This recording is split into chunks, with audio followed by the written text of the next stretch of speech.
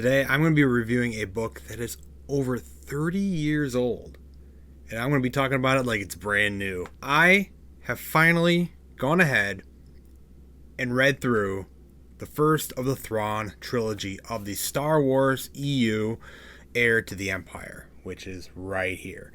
And I've always known this is there, and I've always known it has existed, but I've just never gotten around to it.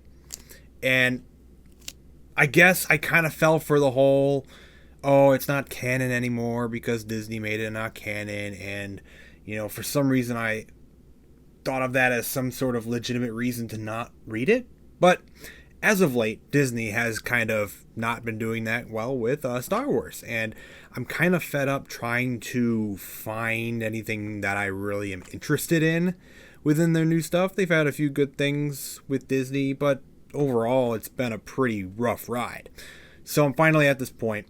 I'm going to dive into the Star Wars EU a little bit, which Disney calls it Legends, and I'm going to read the original Thrawn Trilogy to start it off. And I went ahead and actually bought the original books. I don't know if there's a first printing of it or whatever, but it's one of the original books, the original covers. It's not some Disney Star Wars Legends labeled book. It's one of the original. I really like the original cover. The original cover is the best cover of this one and all the other ones as well. I would rather get one that doesn't have the Disney label stamped inside or whatever, and it's an original version of Heir to the Empire. So I do like that. I really do like that. So I'm glad to have this one, and I also did go ahead and buy the comic as well. So the comic, obviously you can buy the individual issues if you want. I'm really into just getting the trade paperbacks of a comic of full story, so I just have it. So I kind of read this actually alongside with the book just to kind of get a visual aid if I couldn't picture something too correctly or completely right. So I went ahead and got the comics as well in there, and you can see there's Luke and stuff fighting the Nogri.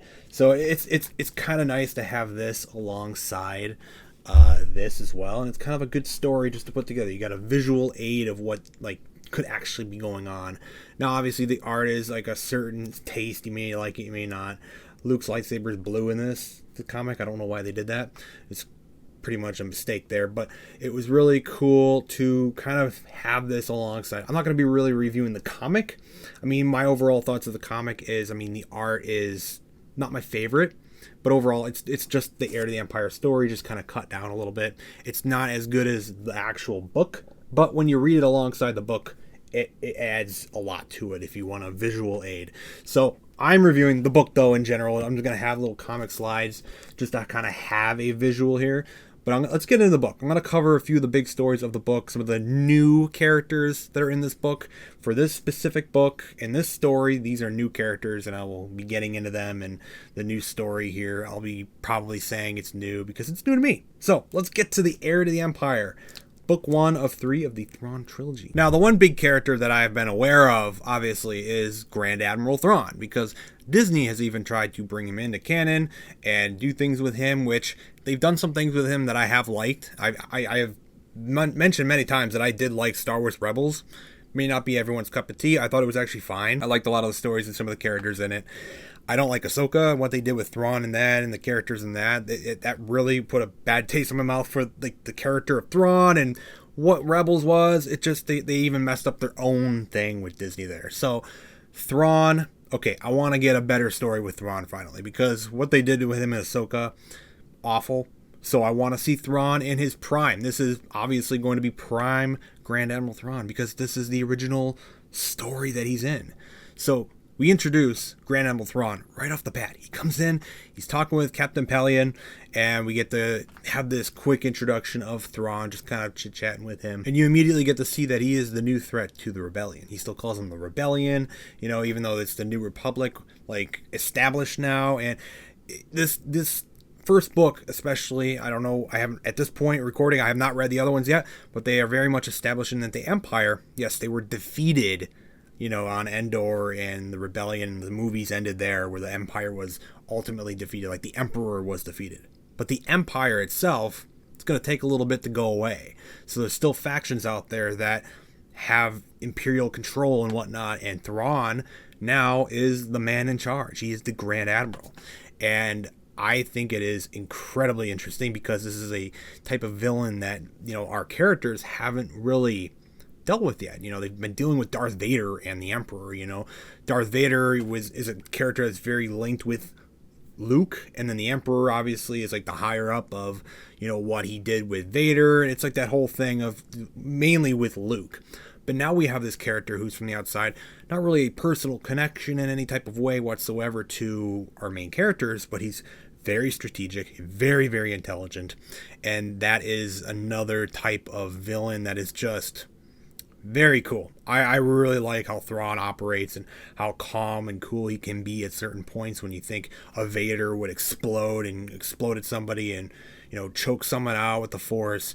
He's very calm and collected, but he has his moments where he's gonna flip out, and I really like that with Thrawn. So Thrawn, so far, at least within this book, okay, you disagree with me or not, I think he kind of, at least presence-wise, feels the same as he did in like Star Wars Rebels. Like when I'm actually reading Thrawn and he's talking, my first kind of experience with Thrawn was with Rebels, and might not be the best way to get introduced to him, but that is my first experience with a version of that character, I suppose.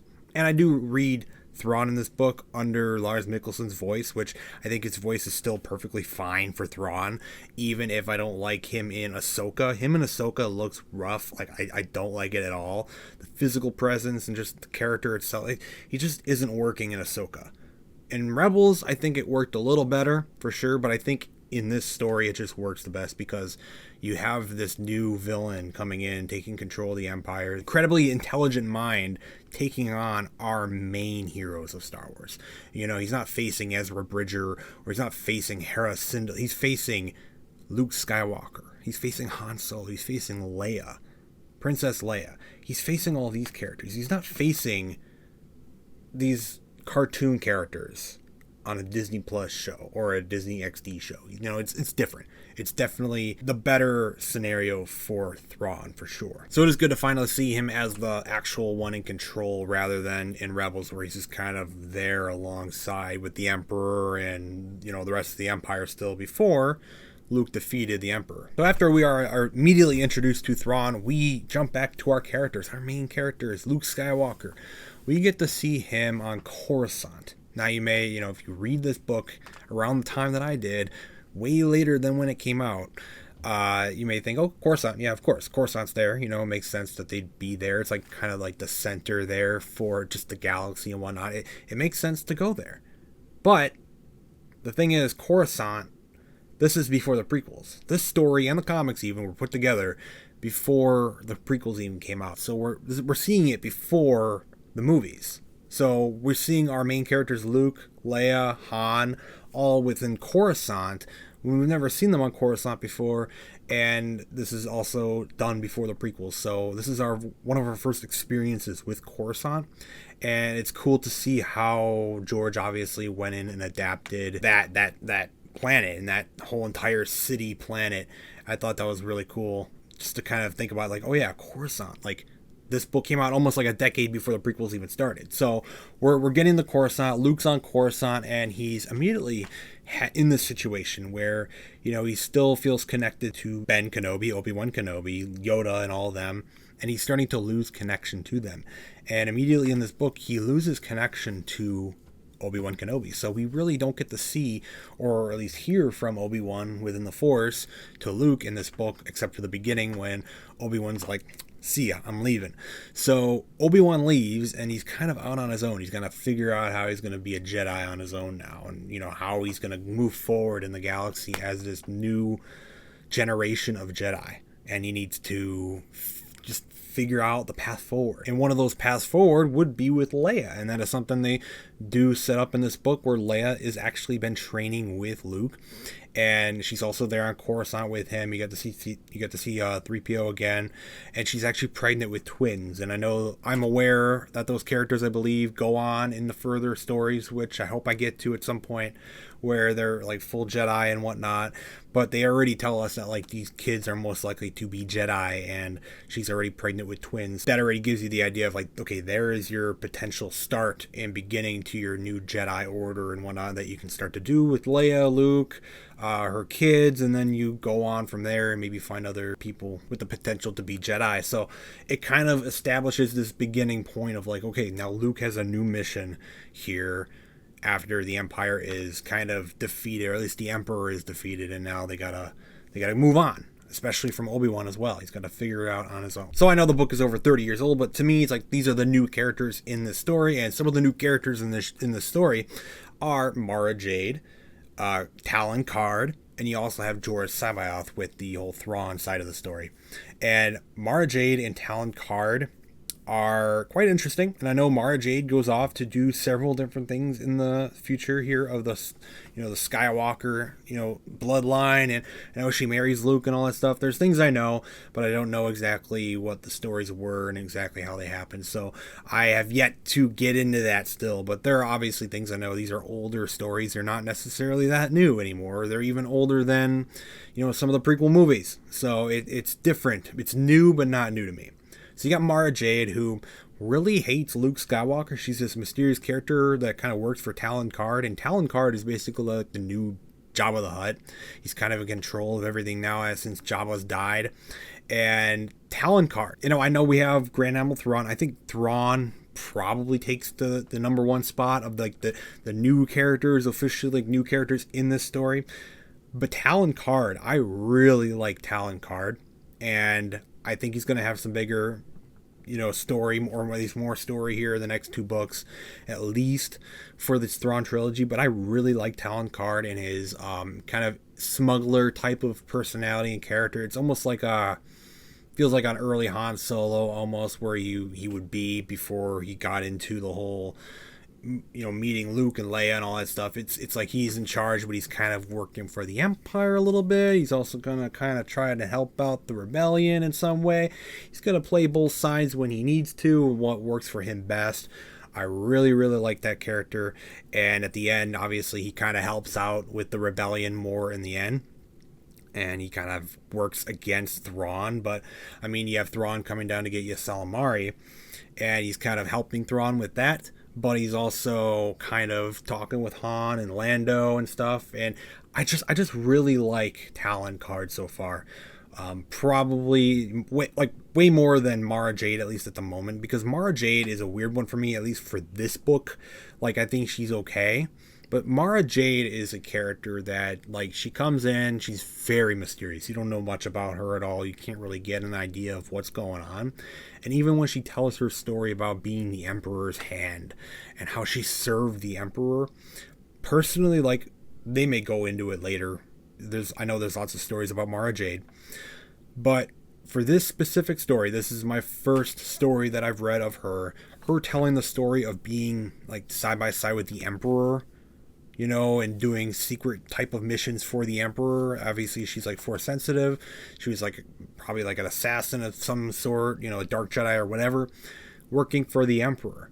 And it's like, it's kind of weird to me, because how is she doing all this and Vader is just there and not knowing that she's there? So I don't know how that really fits in, because obviously you have Darth Vader there already. Now, I know the Emperor was kind of probably unsatisfied with Vader after he got burnt, and he's not the grand Sith Lord that he wanted him to be, but still, it just feels weird that suddenly there's this Jedi Force sensitive there working with the Emperor, while he also has Vader over to the side doing other stuff as well. And it does feel a little strange to me. Now, in this book, she really does hate Luke Skywalker, and it's what you would kind of expect. If she's working for the Emperor, that means that she's really mad that he killed the Emperor, even though he doesn't telling her that Vader's actually the one who killed the Emperor. I'm not actually the one who officially killed the Emperor.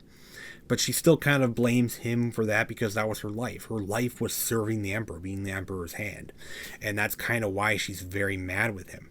So that is a story that is kind of established. You get the first interactions between Luke and Mara Jade. I know that's going to be a character relationship going forward that's going to be quite interesting for me to learn about. And I'm curious to see where that's going to go, because I don't know the whole details of that story at all. I know some of the very biggest things that happen, but really I don't know anything. So it'll be very interesting to get into that. But Mara Jade is definitely mysterious, but there's not much really yet to tell from this book. You're still quite mysterious with her. But Talon Karrde, I really like Talon Karrde. One of the other big new characters in this story is Joruus C'baoth. Now C'baoth, he is a weird one, because he is like another Force-sensitive Jedi out there. And I don't know how often the term Sith was used around this time, but they call him Dark Jedi, and I know they're Dark Jedi. I don't know how often it's used anymore. I don't know if it's more like an EU thing or not. Maybe I'm just learning this now, that this Dark Jedi is going to become a very common term. Forgive me if I'm just so blind to not knowing that, but they call them more Dark Jedi in this, and he's basically like a Sith or dark side user.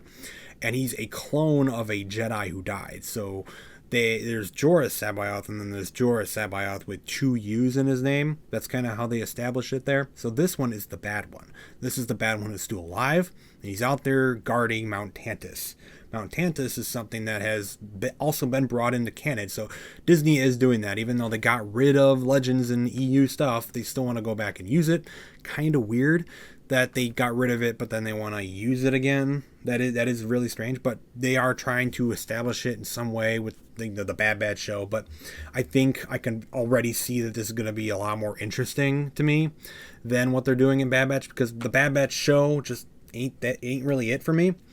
But Joruus C'baoth, he's guarding Mount Tantiss and the Emperor's like prize stuff, I think, and he is approached by Thrawn because Thrawn wants his help to kind of control his fleet of the Empire that he has, and he wants to help. He wants C'baoth to give commands to his fleet through the Force, so he can command his fleets from multiple sections of the galaxy. He can conduct attacks and whatnot, or whatever within the galaxy when he doesn't actually have to be there. He can do multiple things at once, and I think that's pretty cool.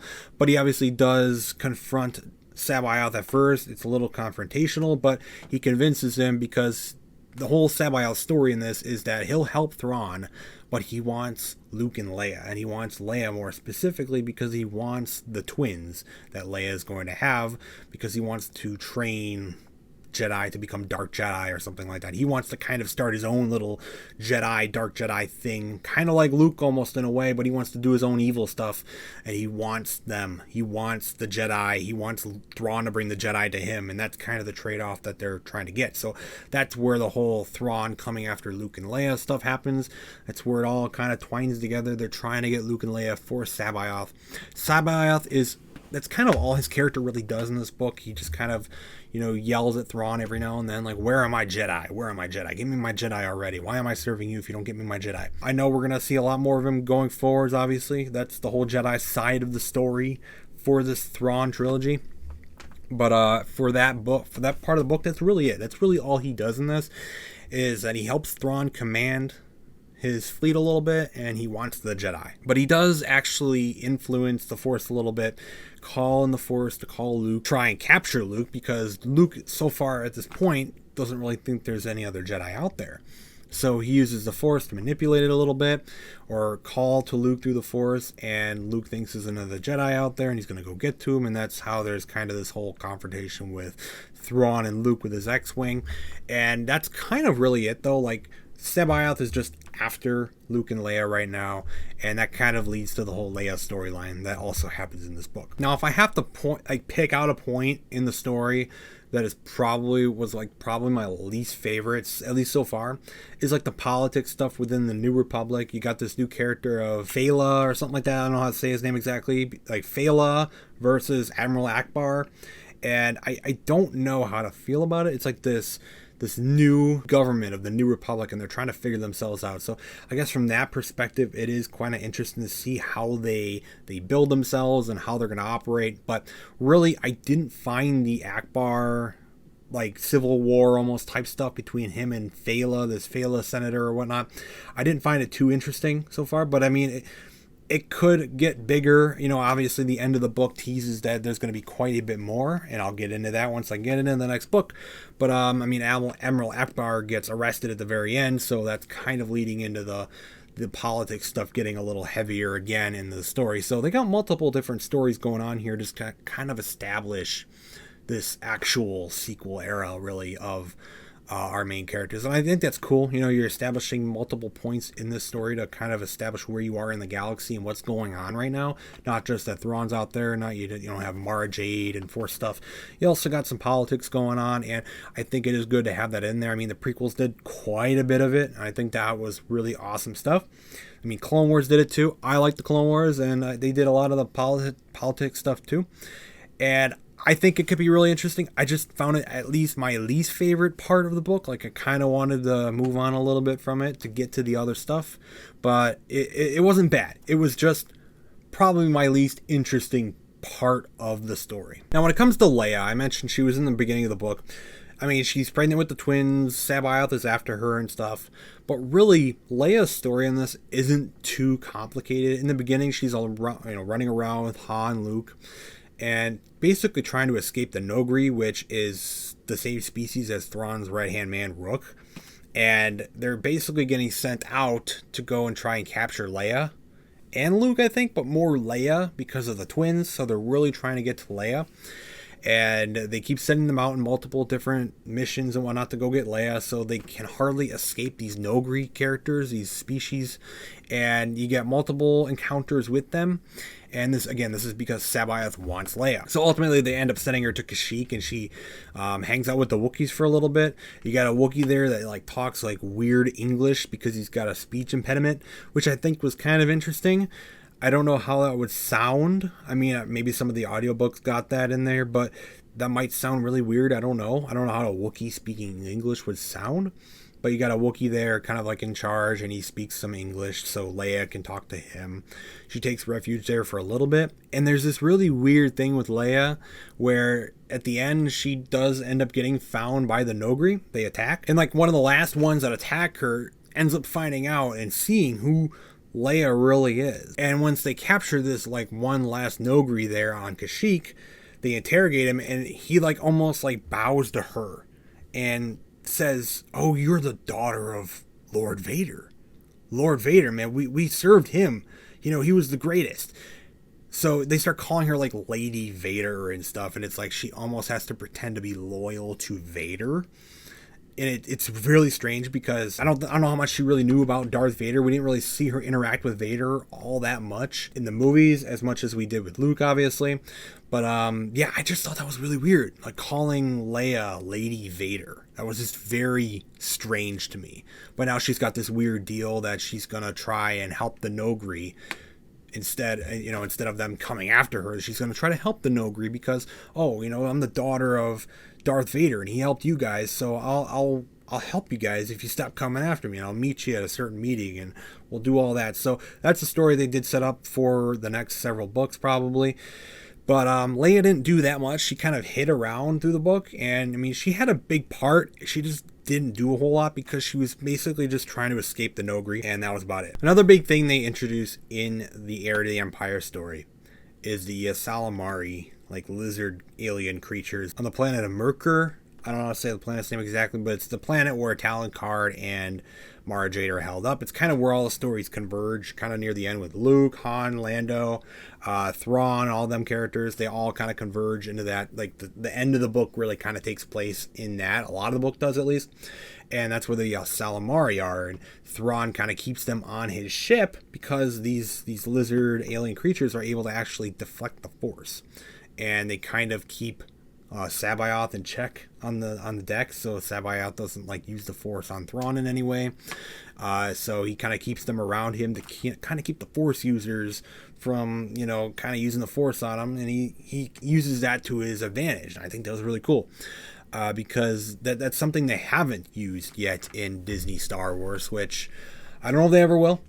I don't know if I care all too much because they're already kind of messing Thrawn up. So it's whatever. The Salamari, pretty cool creatures. They do play a pretty big role actually on the planet when Luke and Mara Jade are down there, because Luke and Mara Jade end up escaping Luke escapes Talon Card after Talon Card captured him. And he escapes, and because Talon Card captured him after he had a run-in with Thrawn, because Sabayoth contacted Thrawn, as I said earlier, and Thrawn led an attack on Luke, which did fail. And that's kind of where we see that one really crazy moment where Thrawn actually ends up killing an officer, or having Rook kill an officer because he failed on capturing Luke. So that's one of those moments where like Thrawn kind of snaps a little bit. But on the planet of Merc, you do have those Ysalamari there that stop Mara and Luke from actually using the Force. So they're cut off from the Force completely.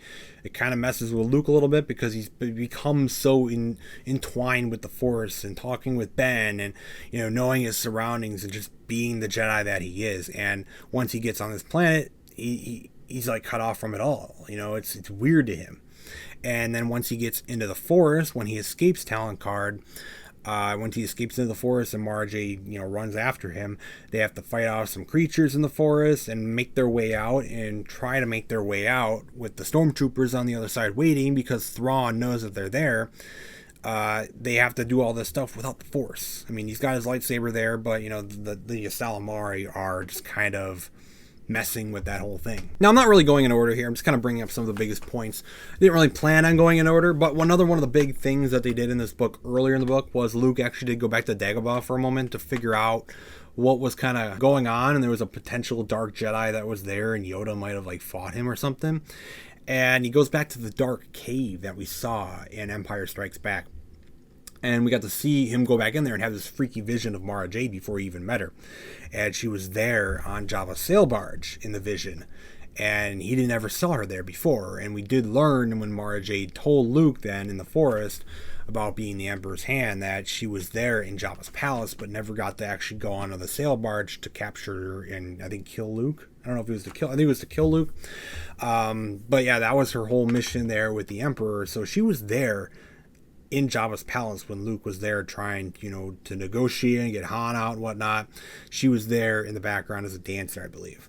So that is a little thing that they did there with it's cool to see Dagobah again too, just to kind of get a little update to see what it looks like there, I suppose, because you got a little detail of Yoda's little home there in the swamp that's all become like entwined. The vines and the planet's kind of starting to grow around it again. He could hardly recognize where his little hut was.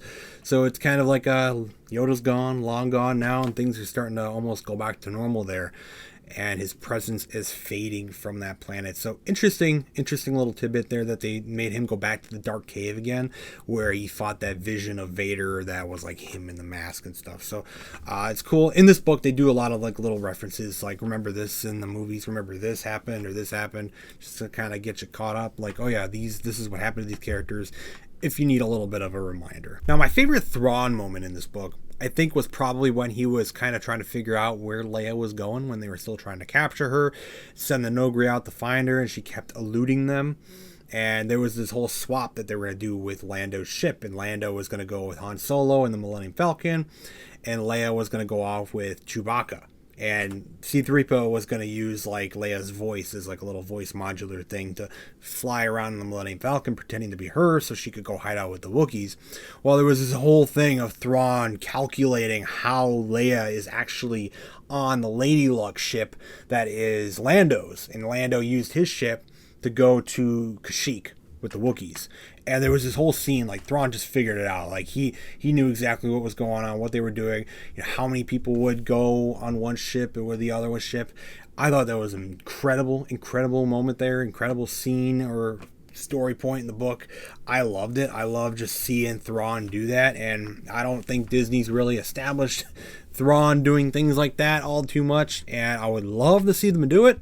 You know, as critical as I've been, I would still love to see a proper Thrawn, at least for a moment, somewhere. I don't know if they'll ever do it, but that would be really cool to see. I loved that scene. I just like this is the Thrawn that Disney needs to do, and I loved it. I thought it was incredible. So the story on the planet of Merkur kind of ends with a big battle in like the center town area, like a big town in the planet. And it's where Luke finally like kind of figures his mojo out without using the Force. He uses his lightsaber to kind of crash down like a big stone structure, and he uses his lightsaber to crash it down, kill a bunch of stormtroopers and Imperial, commander and whatnot. And he kind of gains the respect of Talon Karrde a little bit. Talon Karrde's like, one man did this, one man did that. Luke managed to do that, and I think it was that moment where, at least in this story, I don't know where his story will go in the next 2 books, but at least at this point in the book, this is kind of where Talon Karrde takes the side of Han Solo, Luke Skywalker, and the Rebellion or New Republic side. He's kind of like, well, Thrawn, he's gonna know that Luke escaped and that Luke was here and that I helped him escape from the Empire that was waiting to capture Luke and Mara. So that ends where Talon Karrde's kind of like, well, I gotta get out of here now, and that's kind of where they left him, where he's expecting Thrawn now to find out, and he's got to get out of the planet before he does get there. So Talon Karrde, again, probably my favorite character, at least of the not straight up villain character. Thrawn is the best like new character, I think, in this story, like new for this story. With Talon Karrde, I really like Talon Karrde. I just really do. But in this whole final battle scene, we also do get a little bit of a thing with Lando. And Lando is in this book, and I haven't mentioned him much, but he's still the same old Lando, and it's just cool to see him kind of hanging with Han Solo still. We're mentioning old little rivalries with like the Millennium Falcon and how we lost the Millennium Falcon to Han Solo. And having Lando in there is cool. I just love seeing all these characters back together again in the story. It's nice to see. Now, outside of that big kind of like final battle, there is still like one final like actual starship battle, or you could say, in the book, and that is Thrawn's plan to go after the Sluis Fan shipyards, where he's going to try and capture a bunch of New Republic ships for his own. He wants to get a bunch of ships and take them in as his own. So he takes a bunch of Lando's like machinery that Lando had on his planet that he was using for mining, and he's trying to use them to break into the ships and then send some troopers down and take over the ships and take them. He wants to take a bunch of ships. He wants to steal a bunch of ships. Ultimately, Han, Luke, and you got Wedge in there as well with his X-Wings flying around. They all kind of converge at this one point at the same time almost. And they kind of fight off Thrawn, and they find their way to defeat him. And they send like the mining devices to blast through the ships and stop Thrawn's attack and stop Thrawn from getting the ships that he wanted to get from the New Republic, and Thrawn kind of accepts defeat. So that was like the second kind of final battle for the book there, and that little tail end. So we got like a Thrawn loss at the very end of the book, but obviously it's Thrawn. He's pretty cool and collected. He's like, okay, we lost this battle. Let's get on out of here. We're going to go figure out our next plan. So I did like to see that. I did like to see like the little bit of the X-Wing stuff with Wedge Antilles and Han Solo in there with Luke and whatnot. I thought that was really cool. Cool to see some of like the Star Wars, like actual Star Wars battles and ship battles in there a little bit, because there really wasn't all that much of it in the book up to that point. That was like the kind of the end battle there for the Heir to the Empire book, and I did like to see that, because it brought all the stories together with like Lando's devices that Thrawn stole earlier, and Wedge Antilles, which we saw little bits of Wedge every now and then kind of interacting with New Republic officers, and that kind of tied in with the whole New Republic Civil War. So it all converged together into multiple little battles, and I really liked that final battle there, and I thought it was interesting. We also got like these weird space troopers almost too, where there were stormtroopers in like these mechanical outfits or whatever in space, and I thought that was kind of interesting. I don't really think it did a whole lot for Thrawn, but it was a kind of an interesting visual, especially in the comics. He had like this like Iron Man almost looking thing or whatnot. It was weird. And then, as I mentioned earlier in the video, Admiral Ackbar was like the cliffhanger of the book, where he was arrested. And that's obviously to deal with the Civil War type of thing going on within the New Republic, the politics of the New Republic with this Fela character that he is kind of beefing with. So that is something that'll obviously be kind of picked up in the upcoming story of the next 2 books. So I am curious to see where that goes, even though the politics stuff was obviously probably my least interesting story point of the book. And Han and Luke go off to head back to Coruscant and figure out what's going on there. That's kind of how the book ended. So, Heir to the Empire, the first book, a lot of people say the first of the sequels for Star Wars that Disney probably should have just done. I would have loved to see this. I thought there was a much better story than Force Awakens, even though Force Awakens at the time I did like it, but the sequels in general that Disney did were kind of a mess. But I do think that these would have been a much better sequel trilogy. A lot of people do consider it. I hear a lot of people say it is the sequel trilogy that they personally just take as their sequels, and perhaps I will be on that. Honestly, I'm already on that train. Like this is already a lot better than whatever we got in the sequel trilogy, and I really just wish we had our original characters like Han, Luke, Leia all together and all that stuff. It's just fun to see them together and taking on this unique new character that they're fighting off, this remnant of the Empire who is super intelligent. He's got his own way of dealing with the Empire. He's not the Emperor. He's not Darth Vader. He's got his own personal type of way of going about things, and you can see it in the character and what he's doing, his motivations. It's just different and it's fascinating. So I do like that. You get some new characters. Talon Card, probably my favorite outside of Thrawn, obviously. Talon Card of the new characters right now, at least. I'm really interested to see where his story goes, especially with Thrawn now kind of looking after him. It's like, oh, Talon Card, he probably betrayed me because Luke is there and he escaped from him. So I'm curious to see where that one goes. But as the first book, I thought it was really good establishing where the Empire is and where the New Republic is now after the defeat of the Emperor. And it really just goes to show that even though the Empire was defeated in Return of the Jedi, they're still around. And we got this really cool villain right here that's putting them to the test. And I do like that. It's just different, unique things. They're establishing worlds and stuff that, to me seemed quite original and new for the prequel trilogy, when in reality I kind of knew it, I think, but like with Coruscant showing up, and I know Kashyyyk, I think, was like, I don't know if Kashyyyk was new to this or not, but obviously we mainly saw it in like the prequels. Revenge of the Sith, we saw it. Clone Wars, we saw a lot of it, but Kashyyyk was present in this as well. Coruscant. It's just cool to see those planets in here into a story with our original Star Wars characters. I do love to see that. So I'm looking forward to the next two books for sure. And then obviously there's so many other stories that they've done after the original Thrawn trilogy. So I hope that it grips me enough to go forward and even go after this. But Dark Force Rising is where I'm headed next. I really like this book. It's already a much better sequel to Return of the Jedi and the originals than we ever got with Disney Star Wars. And I don't want to make this whole video about, being all upset about Disney Star Wars, but that's kind of why that's my reasoning for picking these up and finally going ahead and reading them. I am so behind, but I know that I really should read these, and I'm enjoying it so far, and I'm looking forward to seeing what happens next with Thrawn, what happens next with Talon Card, what happens next with even Admiral Akbar. I want to see what happens to that guy in this. So we'll see. I will be doing a review on at least the Thrawn Trilogy books, and we'll see from there. But that is Heir to the Empire, over 30-year-old book, but new to me, and I enjoyed it.